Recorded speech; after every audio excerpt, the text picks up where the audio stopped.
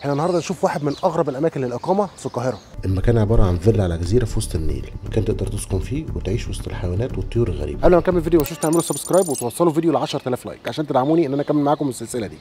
دي المفروض الغرفه اللي انت بتسكن فيها اما تكون موجود في المكان. خلينا نشوف الغرفه من جوه شكلها عامل ازاي. الغرفه هنا المفروض انها مجهزه لفردين، ولكن الغرفه مش غرفه عاديه، هي فيها برده تجهيزات، يعني في مطبخ وفي حاجات كده ظريفه. يعني هنا في سخان، عايز تطبخ حاجه بسيطه او كده فانت معاك السخان الظريف ده. في هنا كاتل، في هنا برده كوبايات، معالق وشوك وسكاكين، وهنا طبعا في الحوض عشان خاطر لو انت بعد الاكل عايز تغسل الحاجات اللي انت استخدمتها. حاطط لك طبعا مشروبات سخنه هنا، كركديه، ينسون، شاي وكافي ميكس، تشكيله مشروبات سخنه كده ايه على الهادي. احنا في الصيف دلوقتي، لكن برضه طبعا حاطط لك ايه دفايه كده على جنب احتياطي عشان الجو لو سقع بالليل. انت في وسط النيل فطبعا الجو بالليل ممكن يكون بارد شويه. هنا طبعا في اطباق عشان لو معاك اكل وعايز تحط في اطباق. كمان في هنا ثلاجه صغيره عشان خاطر لو عايز تحط حاجتك سقعه وكده. حاطط لك كمان ازازتين ميه. كمان في فريزر صغير جوه عشان خاطر لو عايز تجمد حاجه او كده. عندك هنا تلفزيون 32 بوصه براند جاك بيتحرك يمين وشمال عشان خاطر لو انت مثلا قاعد هنا على الكنبه او انت على السرير قدام التلفزيون. طبعا في هنا برده دولاب، ولكن الدولاب مش كبير شويه، ما اعتقدش ان القامه هنا تكون طويله، فالدولاب يعني ايه محندق شويه. حاطط لك فيه هنا جواه بطانيتين وفي فوط، كمان مكوه وشماعات. الغرفه برغم انها حجمها متوسط ولكن ستايل السرير بالنسبه لي دمه خفيف، في كابوتونيه وفي حركات وبتاع. تعال نجرب المرتبه. المرتبه كويسه تمام. تعال نشوف مخده، المخده برده مريحه. جنب السرير في كومودينو صغير عشان لو انت عايز تحط حاجتك او كده، وطبعا في فيشه وفي تحكم في النور. يعني مكان من جوه ظريف ودمه خفيف ويعني يقضي غرض. يعني انت عايز تنام وتروق على نفسك فانت نايم تسمع اصوات الحيوانات اللي بره، يعني عايش اجواء غريبه. هنا برده في كنبه، يعني عشان خاطر لو انت عايز تتفرج على التلفزيون فتقدر انت تقعد على الكنبه وتستريح التلفزيون زي ما انت عايز. انا من محبين اللون الرمادي، فبالنسبه لي صراحه الغرفه مبهجه. طالما مع بعض نشوف الحمام. الحمام نظيف بسيط خالص، سيمبل، يعني في كل حاجه. حاطط لك كمان هاند ووش لوكس. الحمام ما فيهوش هري كتير، يعني حمام بسيط وسيمبل وفي كل اللي انت محتاجه تقريبا. البانيو شكله صغير نسبيا ولكن يعني قد الغرض، تقدر انت تقف وتاخد الدش بتاعك وزي الفل. احنا جايين هنا عشان الحيوانات، خلينا نشوف الحيوانات. وانت نازل من الغرفه طبعا في حاجات حلوه جدا موجوده قدام الغرفه. تعال نشوف ايه هي. في كل حته في اماكن للاسترخاء، يعني في كرسي الظريف دوت عشان خاطر لو عايز تقعد كده ايه ما تعملش اي حاجه غير انك يعني تسترخي وبس. خلينا نشوف ايه اللي موجود تاني. طبعا برده في هنا بين باج عشان خاطر لو انت عايز تقعد كده وتسترخي دمها خفيف. عندك برده في هنا ترابيزه صغيره عشان خاطر لو انت جايب اكل او حاجه عايز تقعد تاكل، ففي ترابيزه لاربع اشخاص تقعد وسط الخضره وكده وتستمتع بقى بالاكل واصوات الطيور الحلوه. هنا برده في مرجحه، ما اعتقدش انها للكبار شويه، ممكن الناس اللي ايه يعني تحت 80 كيلو 70 كيلو يبقى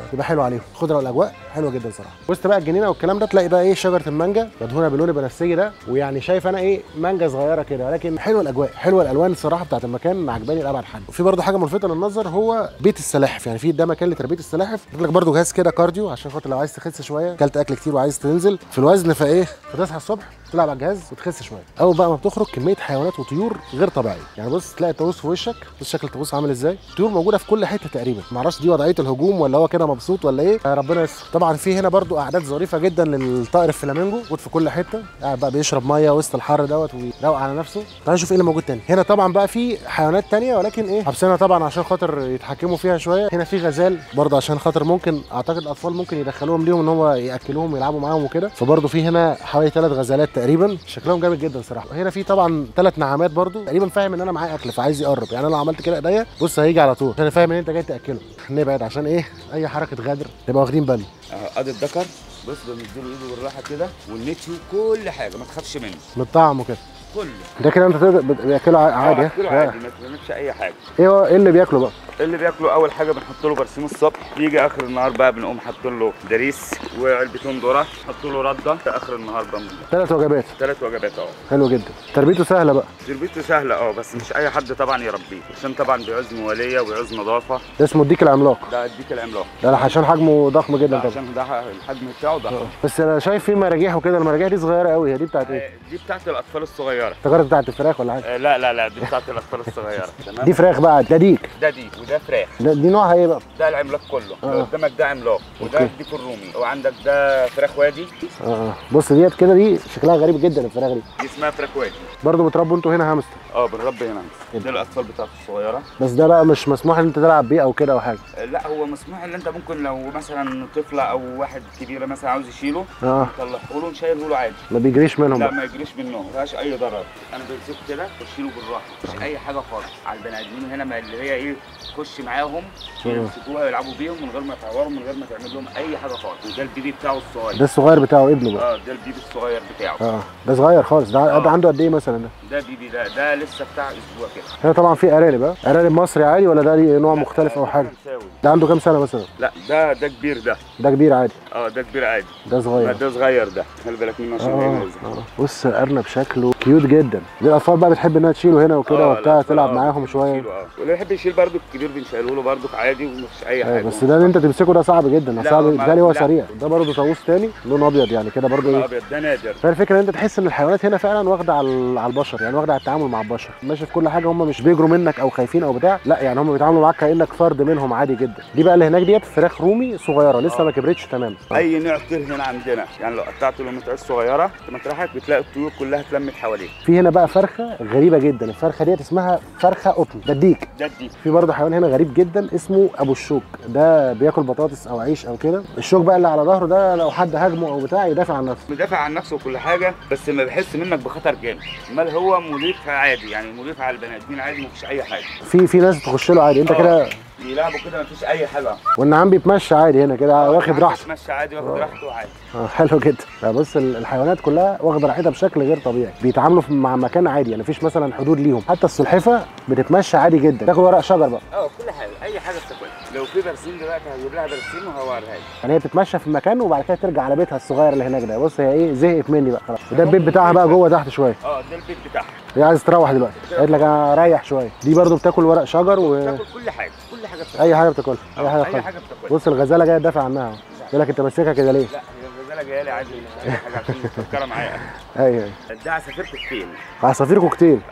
عصفور عالي بيعمل اصوات ظريفه وكده. بيعمل اصوات ظريفه هناك. انا بلاحظ ان انتوا عندكم انواع مختلفه من الفراخ اكتر. ايوه بص الفرخه بتقرب ازاي، مش خايفه خالص. الاجواء ديت بصوا انا بحبها، يعني مش عايز اقول لكم قد ايه، فالاجواء صراحه ظريفه. الاجواء جميله جدا. شفنا بقى الفرخه اللامبرجيني، هنا بقى الديك اللامبرجيني. ديك كل حاجه فيه سودا تقريبا، مفيش فيه اي تفصيله مش سودا. ديك لونه غريب لابعد حد. طبعا بقى الاطفال ممكن بقى يسقفوا لها كده، تفضل تعمل كده ترقص عادي. بتحب ترقص؟ بتحب ترقص. حلو جدا. اسمها تمارا.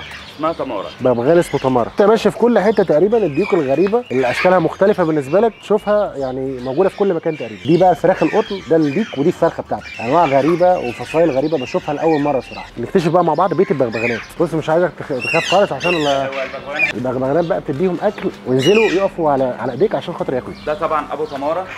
ده ابو تمارا اللي بره. اللي بره اوكي. ده ابهاتهم امهم. اخواتهم جوه. امريكي ما تخافش منه، ما بيعملش حاجه خالص. انا هجيب له شويه دلوقتي كده. ماشي. البغبغانات هنا مش بتخاف تماما. البغبغان هو بص بيحط اللب السوري في بقه ياكل من بقه عادي. بص حط دي كده. لا في بقه ايه بس. ما تخافش ما بيعملش حاجه والله. على ايديك الاثنين. بص على ايديك الاثنين، افرد بقى ايدك كده هتلاقي نازلين لك كله هيبقى. بص ما تخافش. مفيش هنا، في الايد دي. تعالى هنا في الايد دي. هيجي لك هو هيجي لك. بص هينزل لك، ما تخافش منه، ما بيعملش حاجه.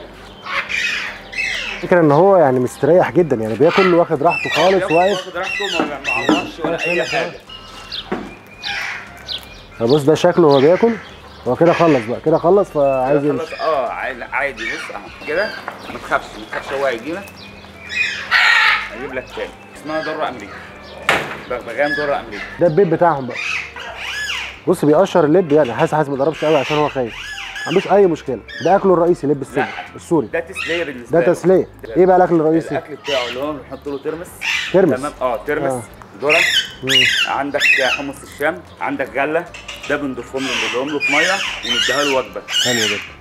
غير طبعا الفواكه. بياكل الفواكه عادي. غير الفواكه بتاعته. طبعا المكان برده فيه هنا حمام سباحه، يعني وسط الحيوانات والقصه دي كلها في هنا برده حمام سباحه حجم متوسط، وبرده في مكان في حمام السباحه للاطفال، يعني لو في اطفال يقدروا ينزلوا في الحته الثانيه، وهنا بقى للكبار عادي جدا ان هم يستخدموه. في المكان برده في قاعه مكيفه، فاللي عايز مثلا يجيب اكل او يعمل عزومه او كده فيقدر بقى ان هو يجيب الاكل عادي مع الناس، ويقدر بقى يقعد يستمتع وسط الحيوانات وحمام السباحه والاجواء الظريفه دي. العيد ميلاد او فرح او بتاع برده مكان ظريف صراحه ومختلف. يعني هنا بقى في الوز برده تبع المكان، لو انت عايز ايه تديله عيش وكده، تجيب بقى عيش ناشف وتقعد ايه تاكل الوز الجميل ده.